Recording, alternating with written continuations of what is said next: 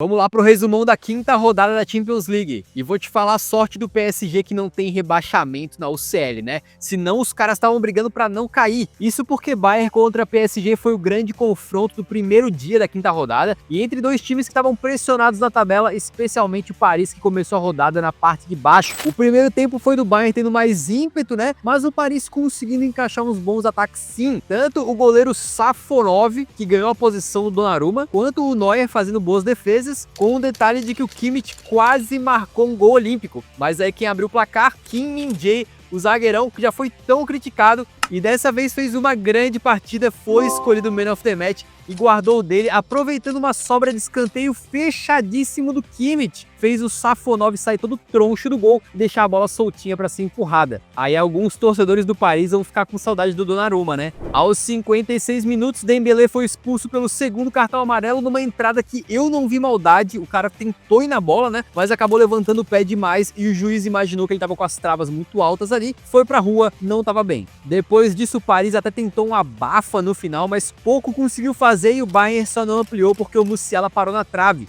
Sou obrigado a elogiar mais uma vez aqui, né, a dupla Upamecânico e Kim Min-jae muito bem na cobertura. E enquanto isso pro Paris resta ficar lá na rabeira da tabela, né, lá junto com os Sturm Graz da vida. E o Al Khelaifi ainda teve que ver lindas faixas da torcida do Bayern em sua homenagem.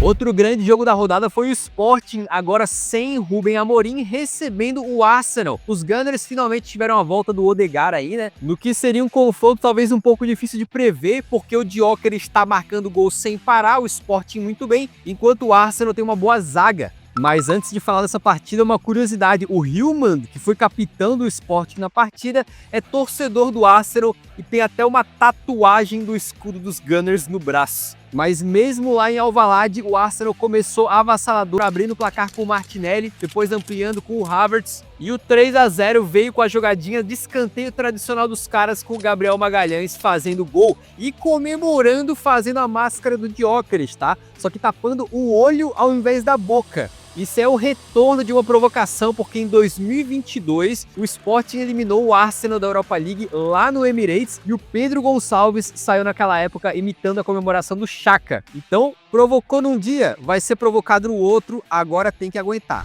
No segundo tempo, o Sporting até começou pilhado, né, e descontou com o Inácio, mas depois o zagueiro Diomande consagrou sua ruim noite, fez um pênalti, o Saka converteu, e o Trossard ainda fez o 5-1. E fique muito claro que mesmo sem participar diretamente em gols, o Arsenal com o Odegaard é outro monstro, né? É uma coisa diferente. E o time pode estar voltando aí para o caminho certo, enquanto o Sporting, no segundo jogo sem Ruben Amorim, já toma uma lapada dessa. Então é complicado, tem que abrir o olho. Um time que estava surpreendendo muito nessa Champions era o Brest, mas contra o Barcelona lá na Espanha seria difícil, né? E logo no comecinho, pênalti pro Barça e o polonês Lewandowski converte, marcando seu gol de número 100 na Champions League.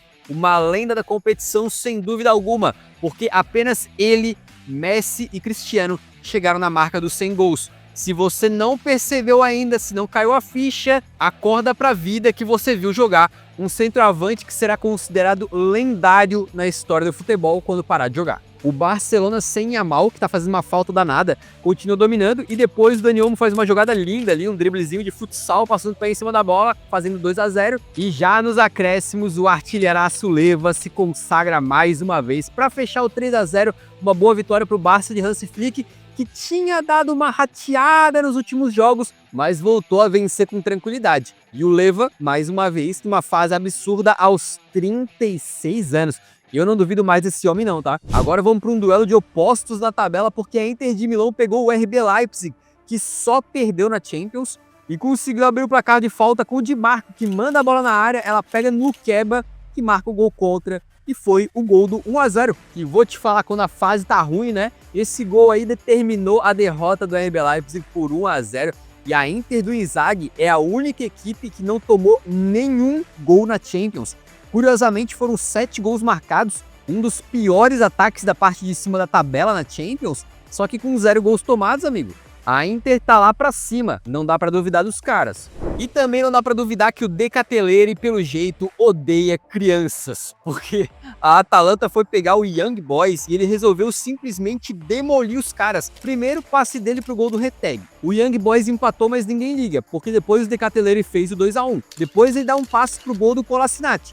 Depois mais um passe pro segundo gol do Retegui. No segundo tempo, mais um gol da Atalanta e adivinha, foi do De Ketelaere. Eu não sei o que aconteceu, mas ele acordou com vontade de amassar o Young Boys e assim o fez. 2 gols, 3 passes para gol. Uma atuação absolutamente brilhante e ainda deu tempo de no finalzinho o Samardzic encarnar o Neymar no auge ali, sair driblando todo mundo e fazer o 6-1 da incrível Atalanta de Gasperini, que faz um começo absurdo de temporada lá em cima, tanto na Champions quanto na Série A italiana, com vários jogadores brilhando muito, inclusive o centroavante Retegui, que é um dos maiores artilheiros da Europa no momento. E por falar em meter gol, o Leverkusen não pegou leve com o RB Salzburg. Logo no começo de jogo, abriu o placar com o Wirtz de pênalti e depois com o Grimaldo também de pênalti. Na verdade foi de falta, né? Mas dali pro Grimaldo é praticamente um pênalti. O cara bateu com muita tranquilidade e fez 2-0. O terceiro também teve os dois, né? O Grimaldo toca, o Wirtz costura todo mundo e marca o seu segundo. É bem verdade que o Leverkusen como um todo tá abaixo da absurda temporada que eles fizeram em 23-24. Mas Grimaldo, Wirtz, são caras que continuam funcionando muito bem, jogadoraços. E é aquela coisa, o time pode ter algumas dificuldades atualmente, mas quando engrena, engrena.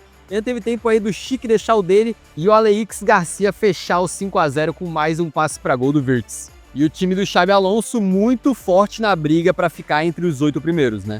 Quem tinha tomado uma lapada do Sporting recentemente foi o City, que recebeu o Feyenoord na Inglaterra precisando mostrar serviço e chacoalhar as últimas 5 derrotas seguidas. Uma marca inédita na carreira do Guardiola, né? E quando o Haaland converteu um pênalti no primeiro tempo, se tornou o jogador mais rápido na história a conseguir 50 participações em gols na Champions. Foram 45 gols e 5 passes para gol em 44 jogos, uma marca absurda.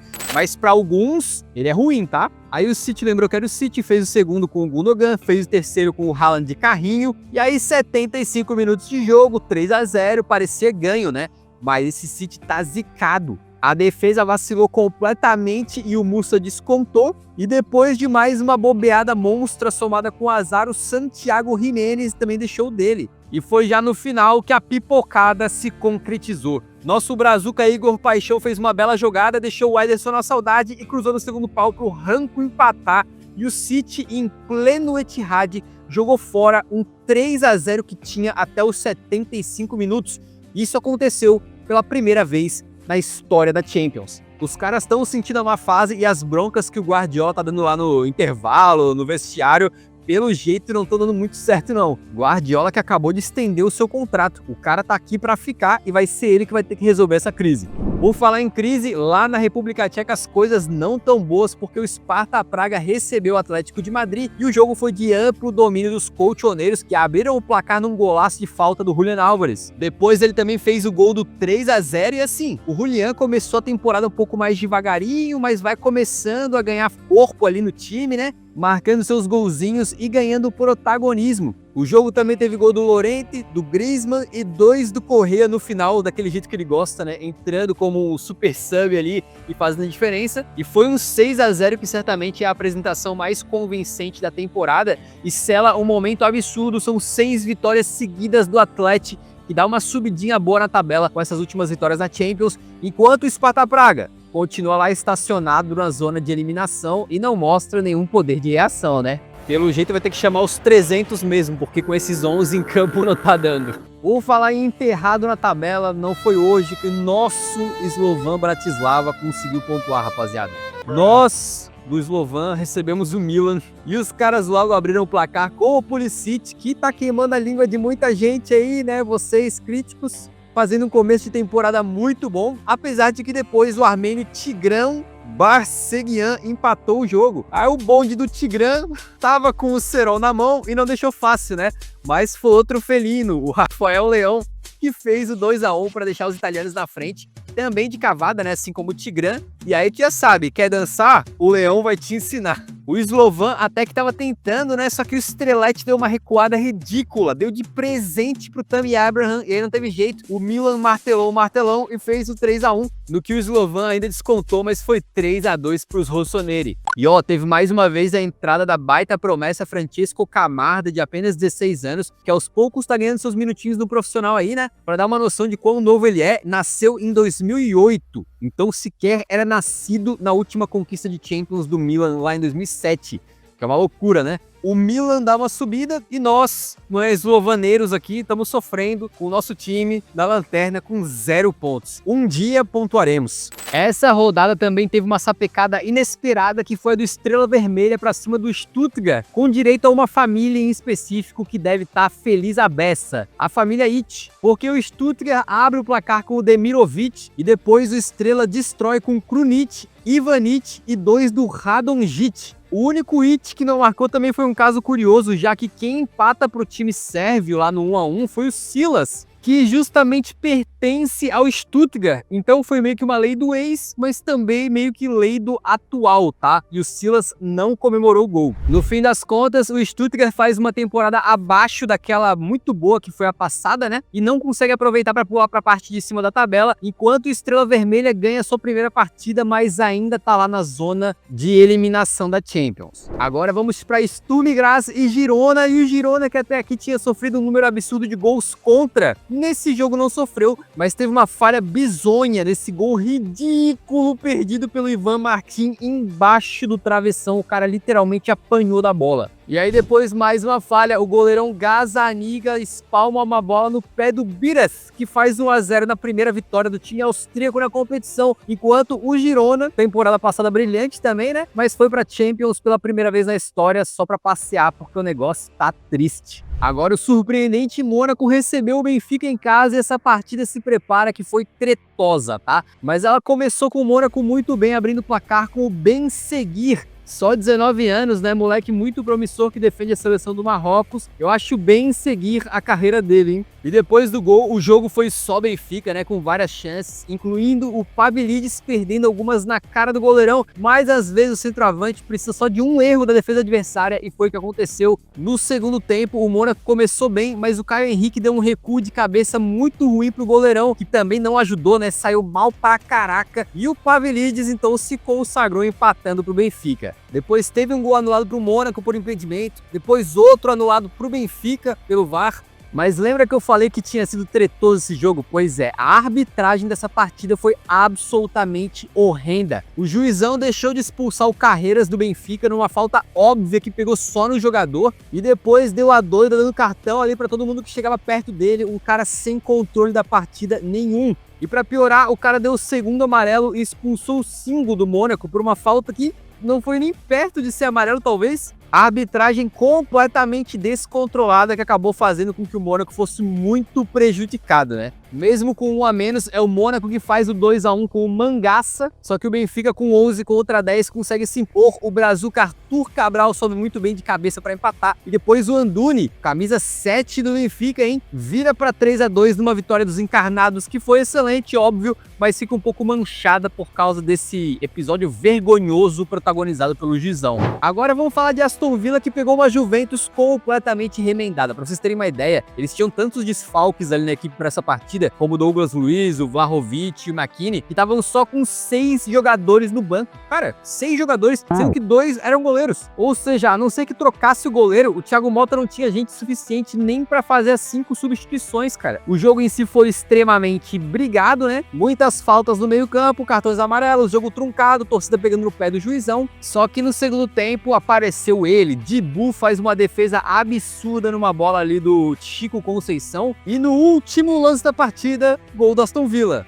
mas foi anulado, né? Foi com emoção, com esse temperinho no final, cara, mas acabou 0-0. Nem o John Duran, que sempre entra pra meter gol vindo do banco, conseguiu dar jeito. E a Juve extremamente remendada, acho que consegue salvar um pontinho valioso, né? Mas continua numa posição mais pra baixo na tabela. Enquanto o Aston Villa, que chegou a liderar, continua numa fase menos boa e sai do top 8 pela primeira vez. Agora vamos falar de PSV e Shakhtar, que volta a ser um pouco dos brasileiros, né? Tem alguns brazucas no elenco, alguns começando como titulares, e quem abre o placar é justamente o Danilo, mas não se empolga que ele não é brazuca não, tá? É o Danilo Sican, ucraniano mesmo, e depois o Zubkov amplia, só que aí pro Shakhtar tudo começa a dar errado quando o Pedrinho é expulso. Nisso o PSV fica pilhado, né, vai pra cima, e já quase no final começa a aparecer a figura do Malik Tillman, um moleque que tá jogando muito pelo PSV, descontou pra fazer 2 a 1 e depois já aos 45 do segundo tempo meteu um balaço de fora da área pra empatar 2 a 2.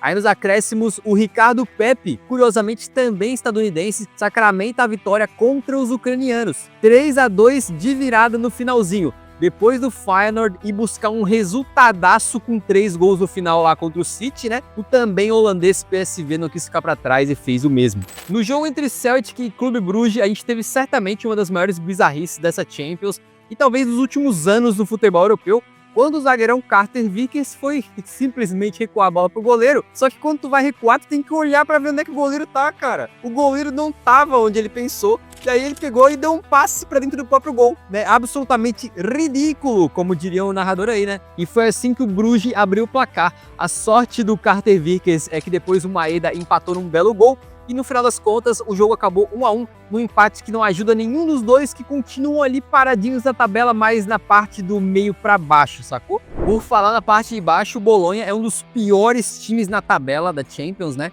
E enfrentou o Lille, um time que nessa temporada já ganhou de Real Madrid e de Atlético de Madrid. E o Lille começou abrindo o placar com o Mukau, outro moleque aí pra gente ficar de olho, né? 20 anos. O Lille é craque em revelar jogadores pro mundo aí, né? Fazer os caras chamarem atenção e tal. E o curioso é que a origem desse gol aí, lá atrás, é com um jogador do Bolonha dando uma bica na bola em cima do seu próprio colega de time, cara. O Bolonha até consegue empatar no que foi o primeiro gol deles na Champions. Precisaram de 5 rodadas, cara. Mas, de novo, o Mukau crava e deixa o Lille na frente. Lille 2 a 1 e a situação dos dois na tabela fica meio que na mesma, o Lille na parte mais de cima e o Bolonha muito provavelmente vai ser eliminado. Por falar em jovem brilhando, aconteceu também Dinamo de Zagreb contra Borussia Dortmund, porque a promessa Bayno Gittens, do BVB, abriu o placar com um golaço individual ali, né? No que os aurinegros continuaram a maravilhosa campanha que eles têm feito nessa Champions, já é a segunda seguida, né?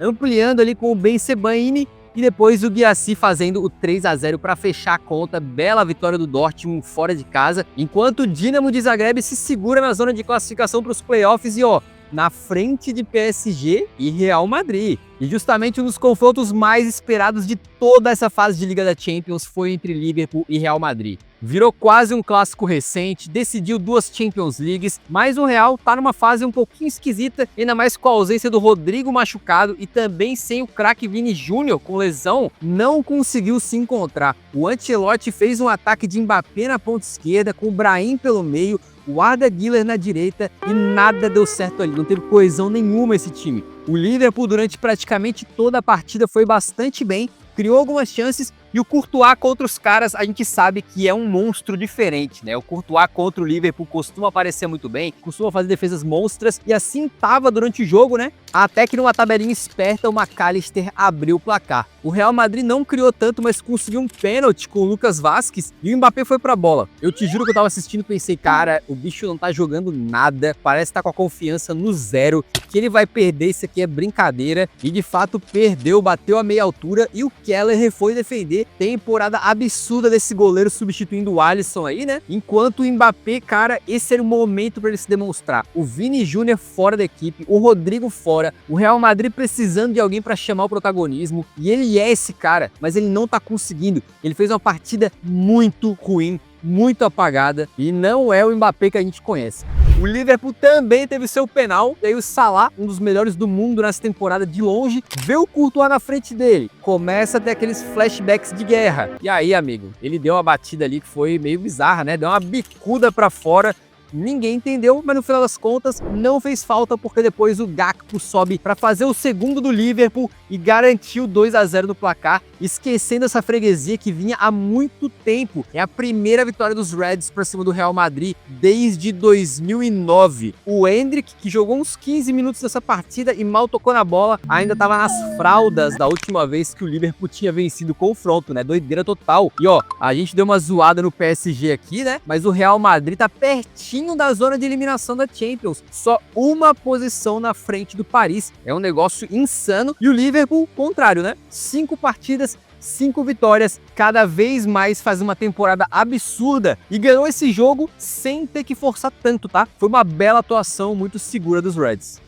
Assim ficou a tabela ao fim da temporada. Reds na liderança isolada mais uma vez. Que campanha dos caras. 100% de aproveitamento nessa Champions difícil, cara, não é mole, hein? 2, parabéns ao Sensorial, que surgiu do nada no bolão do Eurofoot, né? E tá na liderança do negócio aí. 3, o seu apoio é importante demais. Se você curte esse formato do resumão, por favor, ajuda a impulsionar o algoritmo, dando um like e deixando seu comentário ali, que faz com que o YouTube nos ajude a garantir a continuidade desse programa, fechou? E 4, craque da rodada, quem foi pra vocês? Eu não sei, mas cara, o Decateleiro vai ter que ser a minha escolha. 5 participações em gols num único jogo, simplesmente não tem jeito. 5, lembra-se bem, quando terminar a rodada 6 da Champions, o resumão vai sair aqui no Eurofoot também.